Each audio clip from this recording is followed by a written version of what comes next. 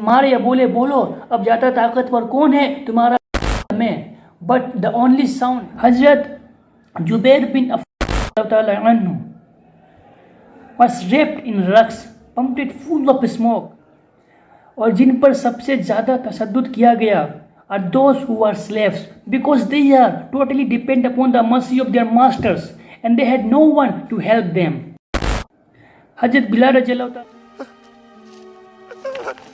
tie him up with ropes and beat him so badly, so mercifully that he would faint. ahad ahad, Allah अल्लाह एक है, अल्लाह एक है। वो मारते मारते थक जाते, लेकिन ये बोलते बोलते निकल गए मुंह से।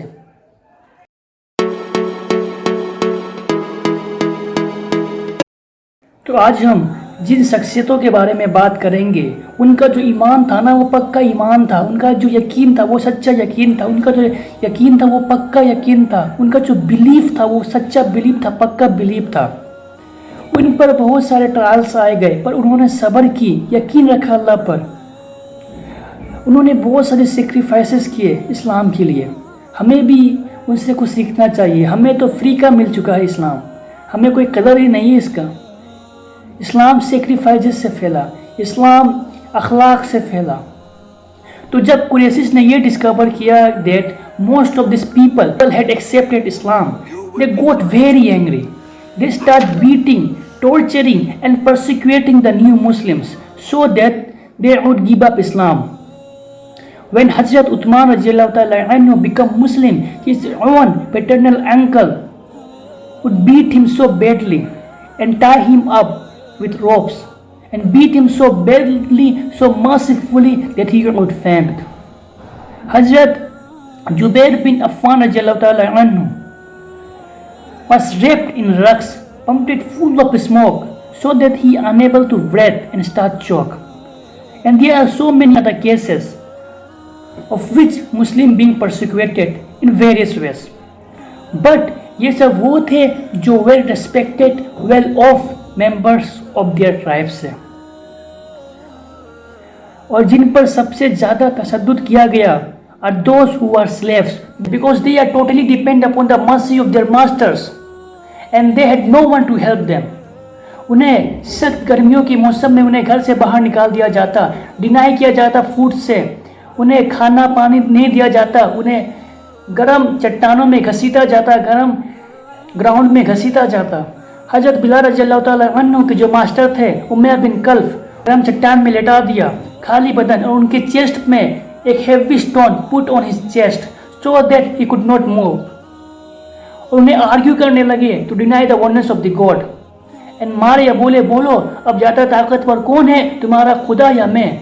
लेकिन बस एक ही अल्फाज जो सुनने को आ रहा था हजरत बिलाल रज़ियल्लाहु ताला अन्हु की जबान से, वो था अहद अहद, अल्लाह एक है, अल्लाह एक है, अल्लाह एक है। वो मारते मारते थक जाते, लेकिन ये बोलते बोलते ना थकते, अल्लाह एक है, अल्लाह एक है, ज़्यादा ताकतवर मेरा खुदा है, मेरा अल्लाह है।